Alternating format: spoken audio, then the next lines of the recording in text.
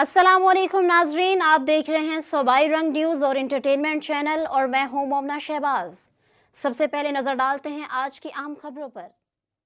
Saudi अरब की मारूफ समाजी और कारोबारी शख्सियत मरकजी चेयरमैन पाक सऊदी फ्रेंडशिप फोरम नासिर हबीब के वालिद हाजी मोहम्मद शरीफ सऊदी अरब में शादी और उम्रे की अदायगी के बाद लाहौर एयरपोर्ट पहुंच गए।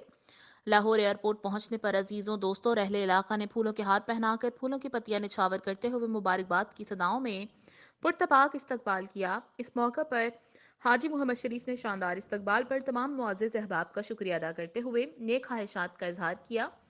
हाजी मोहम्मद शरीफ का मजीद कहना था कि अल्लाह का लाख लाख शुक्र है कि जिसने उम्रे की सादत नसीब की। मेरी दुआ है अल्लाह सुब्हाना ताला तमाम मुसलमानों को अपने प्यारे घर और रोज़ा रसूल सल्लल्लाहु अलैहि वसल्लम की बाअदब हाज़री नसीब फरमाए।